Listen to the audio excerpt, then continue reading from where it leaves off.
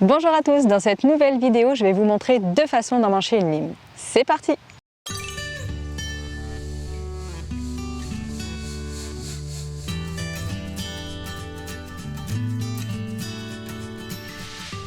Alors avant de commencer, comme vous pouvez le voir, je suis en pleine nature avec mon superbe établi nomade.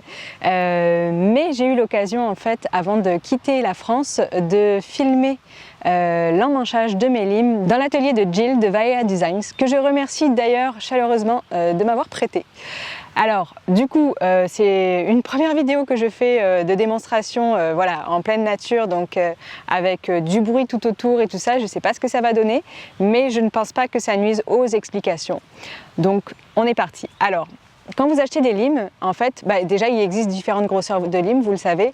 Il y a des limes aiguilles qui sont petites et qui vont être utilisées pour les travaux plus minutieux et que l'on peut utiliser comme telles.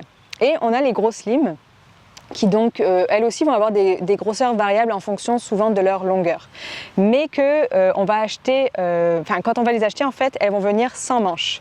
Donc il faut acheter le manche à part et il faut les emmancher. Alors comment faire? Eh bien en fait je vais vous montrer deux techniques ici que j'utilise moi-même en fait pour emmancher mes limes et qui vont dépendre de la grosseur de la soie. Alors la soie, pour ceux qui ne le sauraient pas, c'est la partie que l'on va insérer dans le manche. Alors dans la première partie de cette vidéo, je vais vous montrer comment faire quand la partie la plus large de la soie est relativement étroite, on va dire. Donc ici la mienne fait 7 mm. Et dans la deuxième partie, on va voir comment faire quand la partie la plus large de la soie est assez large. Donc dans ce cas-ci, la mienne fait 10 mm. Alors la première étape consiste à repercer le manche pour rendre le trou plus profond afin que la soie puisse s'enfoncer sans rencontrer d'obstacles. Pour cela, vous pouvez tout simplement utiliser un foret que vous utiliseriez pour percer du bois d'à peu près le même diamètre que celui du trou déjà existant.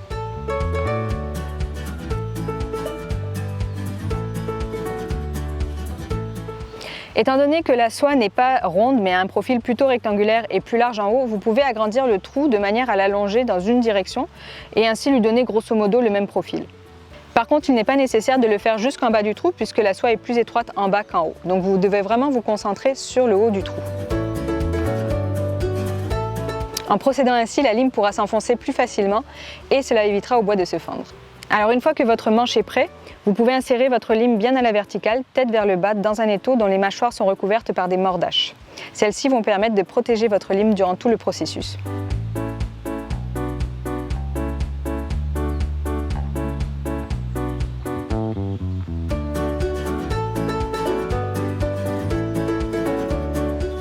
Si vous n'en avez pas, je vous invite d'ailleurs à visionner mon tutoriel à ce sujet et je vous mets le lien en dessous de cette vidéo parce que c'est super important en fait de protéger votre lime durant tout ce processus et les mordaches vont servir à ça. Dans ce tutoriel, je vous montre comment fabriquer les vôtres avec des plaques de cuivre, mais si jamais vous n'avez pas de plaques de cuivre suffisamment grandes pour recouvrir votre étau, sachez que vous pouvez très bien vous fabriquer des mini mordaches dans des plaques de cuivre ou de laiton, comme je vous le montre ici.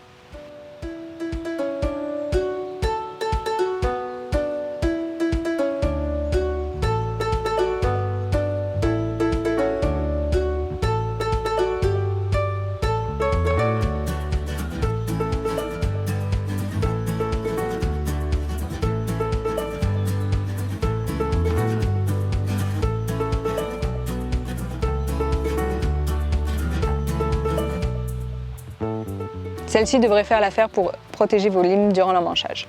Sinon, vous pouvez très bien utiliser du cuir ou un vieux bout de tissu. Alors une fois que vous êtes prêt, vous pouvez insérer la soie dans le manche en le tenant bien à la verticale. Donc pour ça, je vous recommande de vous accroupir pour mettre vos yeux au même niveau en fait que la soie afin d'être sûr que vous êtes en bonne position. Il ne vous reste maintenant plus qu'à enfoncer le manche en frappant dessus avec un maillet. Sachez qu'il n'est pas nécessaire que la soie soit intégralement insérée dans le manche, mais suffisamment pour que celui-ci tienne bien en place. Passons maintenant à la deuxième méthode. Si la soie de votre lime est très large, vous pouvez, après avoir préparé votre manche comme précédemment, la chauffer avec votre chalumeau avant de l'insérer dans le manche. Toujours avec le maillet et toujours en veillant bien à tenir le manche à la verticale.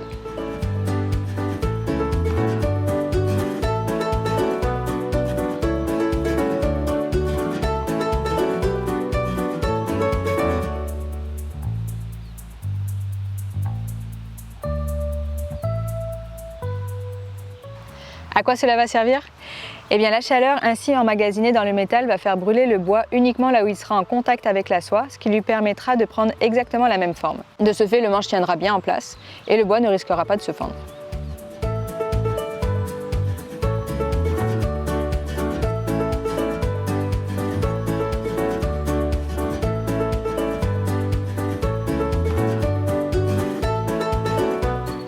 Alors, il est évident qu'avec cette deuxième façon de faire, vous ne pouvez pas utiliser de bout de tissu pour protéger votre lime.